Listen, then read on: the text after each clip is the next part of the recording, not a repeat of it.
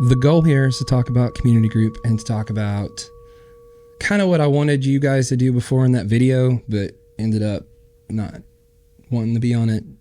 You did at the end. But it's talking about let's talk about importance of being around people that are not, I know I'm in your work world too, but being around people that maybe isn't just a part of all of your worlds. Why is that important? And we can bank stuff off of what Chris talked about, which is kind of the point, but why is it important to Rachel? I think just being able to get around people that are not so close to you that they know every little thing, but are still like-minded enough that you can learn things from each other. There's things that we discuss in community group that I might not have thought of when we were, listening to the sermon or going through the sermon, that I see a different perspective because Haley is mom with a toddler and I'm so far removed from that stage that those things don't occur to me anymore. Yeah. Or your kids are in that middle age to where my kids are grown. And so that interaction with us that we're learning from each other and just seeing life through each other's eyes and perspective, it gets you outside of your comfort zone, because now little kids are definitely not my thing. They're not your comfort zone. They're not my comfort zone. So it's fun. It's a change from your everyday life, but it's still the like-mindedness, the openness that we have with each other. We can joke and we can laugh, but it's still a safe environment, with people that are just not so in your everyday world. I agree. What about you guys? I would say everybody brings their own level of experiences and vulnerability. And so I think by that, because you are so close and you're around these people, that it allows you to bring your guard down.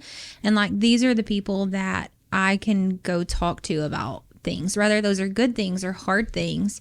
And I know for us too, one part about community group that we love, and it kind of goes off what Rachel was saying, is Elliot is too. And he is surrounded by other kids, but so many other adults that are getting together on their own time at a house, and they're talking about God, and we're praying together, and we're praying for each other and being there for one another. And there's times of where I'm like, oh, the kids are playing, they're not paying attention. And then we get home that night and Elliot will pray and he will say something verbatim of what we said at community group. And I think that that's great too, is we're surrounding not only ourselves, but our families with so many people that do believe like we do, but that also we can go talk to when we need to. Yeah, I wish that I could have had that for Marley and Gavin. Our stages of life where we were at that time, we didn't have anybody. I mean, if you looked at the circle graph thing, I think that Amanda and I would have counted people that were our friends on one of those 5 or 6 rings out, it wasn't, we didn't really have work friendships. So I love seeing Elliot doing his thing and being comfortable with everybody. That's been a joy for me. Something else that's been kind of unique is our group, although I feel like we're all a lot alike, but we're very different. And so I got a guy in the group that texts me challenging things sometimes. He challenges my thoughts, or I'll say something leading the group and he'll be like, what did you mean? Or how did you get there? And so I have to make sure I know how I got there, and so it kind of the whole sharpening thing. And so it's like that video, community group has kind of changed. I think changed my life might be extreme, but it has. I don't want to be whoa, I'm a different person now. It challenges you. Yeah, it in does. the best way. Well, and we have such a group that we're all in different stages of our faith. I'm a lifer. I don't know any different, but growing up, church was that serious thing. Yeah. Your Christian your friends were those serious people. And the fact that we get together on Thursday nights and it is the craziest night of the craziest whole room. Week, that's fun. And it's good for the kids to see hey, there's still fun in God, and there's still fun in getting together with Christian people and like-minded people that are on, some of us on totally different levels on where we are in our walk and our understanding. But that's where the learning and the growing is coming from. Even for me, that's never known anything but being in church. And then even for my husband, that this is all very new for him because he wasn't raised in church. So that's good for them. It's good for our kids. It's good. Like, it's good for me. Hey, and I don't have to cook supper on Thursday night. That's true. Right. That's I a just win. get it That's up a win. front, And don't take have to That, think that is about kind it. of funny. But Chris said too, like in the sermon, that Jesus's deepest teachings happened around a table and not on a stage. And I think that that's really important too. Like, I really liked that, because I think sometimes we get in the habit of, oh, I went to church on Sunday, like my box is checked, and I think that it's good that we continue that. Because sometimes we get in the habit of just, this is our routine of, I'm going to go to church and I'm done with people. I don't really want to talk to anybody. I'm just going to kind of stay to myself. And that doesn't challenge us to put forth Jesus's teachings and what we're encouraged and called to do. Yeah, no, that's really it. Like, I love everything about our Sunday mornings. For us, all three of us, Sundays are quite a bit more busy than the normal person coming, whether serving or working or whatnot. But church for me on Sundays is it's great to come and kind of get that teaching from the pastor and to interact with people that we actually don't see in our world, just because this church serves such a broad community. So I enjoy that. I enjoy those connections. I enjoy creating new connections on Sundays. But as far as like where my heart gets to kind of be molded and where I get to be the most challenged, it's from our group. And now that takes place on Thursday, but those conversations happen with you and I at work, or you and I just off campus, or with the rest of the group. All the guys in our community group are we talk all the time. And so that's where I'm challenged. That's where I'm sharpened. That's where I feel cared for. Now, I feel cared for here, but it's like a broader term. It's just kind of different. Whereas that's family. Like, home on Thursdays is with family. And I think with community group too, it's a smaller setting. And so you do allow yourself to be more vulnerable. And it's like, these are the people that I can tell anything to. And when I'm struggling and when I'm hurting, like, I'm not going to announce that on stage at church on Sunday. Yeah, like, that's guys, true. please pray Or for are me. you This just going to is say what it in the I have lobby? going on. Yeah. Right. It's but different. like, I know with that tight community group that we've built all of those connections, and we've all shared our hearts with one another and our struggles with one another. And at the end of the day, that's something that I love, because we can go to those people and we can talk to everybody, and we can ask for help, or we can ask for prayer. And I know that that's like my first line of, this is who I'm going to, because of the relationships we've formed. Yeah. It's definitely, when we first started off and we started to measure against, like, what's this going to look like when we're doing Wednesdays? And I'm not saying it's still not a couple of nights where it's been like, man, I'm pretty tired. But like, in my heart, the community group for me is a no-brainer. It's not canceled. If it's only three of us, fine. But it needs to, it's as a thing for me as Sunday, And so, but let's see what else. That went by fast. It's almost 2 minutes before I need to hit record again. Are we out of questions yet? No, that was the first one. Oh. And I really don't have questions. We're just talking. But I thought it was kind of funny. I guess I need to expand my circle, or just get out of the house more. It's the time, right? Yeah. Like, how do you do that? How do you fit, your apparently friends into your world that like I just don't know how you do it.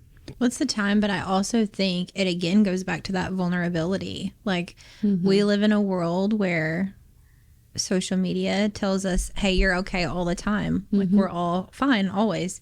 And so I think that that's part of it too, is allowing yourself to be vulnerable. And you have to in those moments. I guess I could count my Facebook friends. There's all my people. That is probably my And it child. tells you that's that- my husband. Where are you at? Yeah. He went to get a table for lunch. So, you know, I think something too that I kind of want to touch base with, and I've already heard a little bit of it, is the how do I start a community group or join one? And that's such a hard, like for me, I had my core people that I knew that was already, for me, it was like, well, Dudley people's easy. We're in Dudley. I love the idea of your community group being actually part of your community. But then it kind of reaches out to how Haley got involved and all that stuff. We were all already kind of doing this.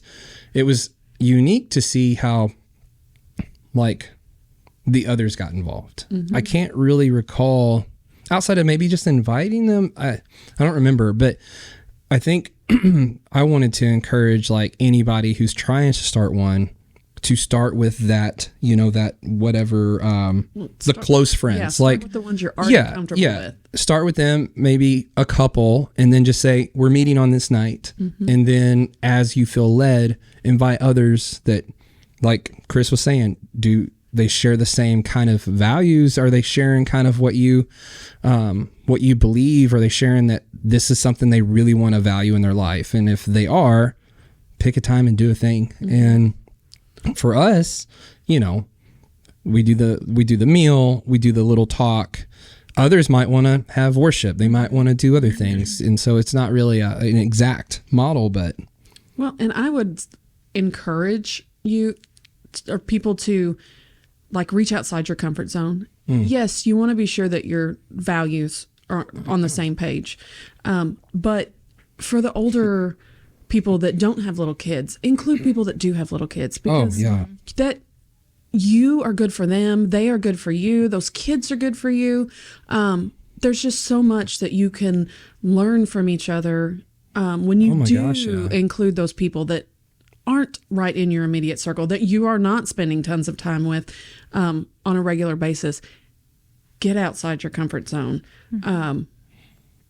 You just don't know what one night a week is, you know, does with, you know, good for somebody else, what it does for yourself. You know, Elliot's energy and he's just always seems to be in such a good mood until it's time to leave. Yeah. They kind of all seem that way. That's fun. You know, those kids are fun. Well, like playing, we've been not a care in the world. We've been so far removed from that. Yeah. It's just nice to see. My baby's 18. You know, I haven't had she was getting in there forever. So yeah, it's part been of fun. it too is like we're doing life together. And so you're truly going through every stage of life within your community group. And so it doesn't seem like, oh, this is something that I have to go do or I have to go lead or participate in community group or what am I going to say tonight? You know, like it's so natural because we're all doing life together through every stage or whatever that it is. And so it's, hey, I get to go do this. And I'm so excited. Like I look forward to Thursdays every day because of how close we all are and how much fun it is when we're together. Fun. It's crazy. It's chaotic. It's just, it's life. It is. It's life. And something else that you have a lot of people in the church that's like, I want to go and do something in the community, like clean up or maybe feed or do something that's ministry in our community. And with our group, it was super easy to go, hey, we're going to go do this at the parade or whatever. And it was just like, it was a pre-made group. You're already doing it. Everybody figure out what we're doing. We'll meet there. And that's another huge thing is like your community group can take care of your circle and the things that you hear about. They don't always have to be ran up all the way up to the big church chain. It can be like, there's a need. Hey, there's 20 of us. How can we meet that need? And which I think is a really good point because I think sometimes we think like, what can we do out in the community? Or I want to go help or I want to go do this. And I think that that's amazing. But we also have needs within our church that sometimes get overlooked when we're a church this size. Oh, yeah. Because people aren't as connected maybe as some people. And so I think community group allows you to build those connections and then you're able to support one another's needs because you are closer and you are more connected with people. Yeah. I mean, it really is just kind of it's the heartbeat of the church. Like, honestly, it's, if you have really good groups going, those circles are all going to make the church stronger as a whole. Well, and just think how many people could be reached and helped. And if we had a bunch of community groups that were doing little things within, whether they're at Puxico or they're at Bloomfield or they're at Bernie or wherever, we have the ability as a small unit. We're probably not going to organize the whole entire church to go do this one But thing. you could take a But you group. can take your 20 people or, and go make a change in the people's lives around you. Yeah, and or if we end up having like 10 groups out there and there's a leader at every one, it could be an email blast to those 10 and go, hey, can we all go do this? And then it's like bringing 10 churches. It's kind of fun. And I think too, like, part of the time, I know we've all felt alone at times, like, and not wanting to talk to people about what's going on. And like, I know for us, like for my family, some of the most meaningful relationships that we've built have been in a time where we thought there's no way out of this, or like there's nobody that may understand, or what are we going to do? And so those people that were there for us and prayed for us and helped us through that are the people that we're closest to today. And I think that's what this group is all about, is being that for other people and being there for them. Yeah, and we've really, I didn't know what it was going to look like, and I remember asking you guys and being like, well, we don't know, we'll just see what happens. But like, Show up. But that's been 6 months now. Yeah. Like we've done it for 6 months and not missed a beat. And so I think something with community group and I guess with relationships and all this stuff, Chris had the question, are you intentionally developing your core community? And so for me, it's that word intentional that I think it matters so much. And so if you're trying to start a group, be intentional, like know what you want to do, and then ask that individual or family unit, like, hey, I'm wanting to start this. Do you want to go on this journey with us? And so being intentional is a big deal. I feel like our group's done really well about being intentional with each other. Yeah. And I think that matters. It's not just, I know I technically lead the group, but I don't really feel like that. I feel like it's kind of it's a conglomerate. I just organize You organize I facilitate and I read you the recap. But I think that's another thing too, is getting it started. Like, allow yourself.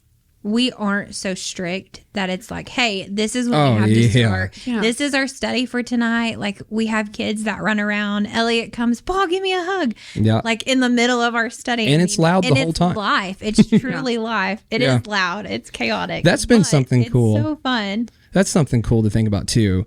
Any other given room, if there are kids being that loud, I'm not focused. People are leaving. Yeah. Like, especially ones who don't have kids. They're like, yeah, I ain't doing this. And there's been a couple moments it got rumbling around the way I'd be like, hey, but like no one's pushed against that. Like no one's even mentioned it. No. And it's and no one tries to leave early. I mean, everybody comes early and stays late. If you didn't try to go to bed and make us all leave. Yeah, well, sometimes I'm like, yeah, we probably gotta go. but no, I think that's good. There's no pressure. Yeah. I mean, I think the video showed that. Even if you're trying to start a group, there's no pressure. There's no set agenda that you have to follow. You don't even have to have a study per se. No, just get around a table together and share life, share your good stuff, share your bad stuff. Share your Jesus stories or your need for Jesus. See, that's in the situation. What exotic animal would you be? The icebreakers.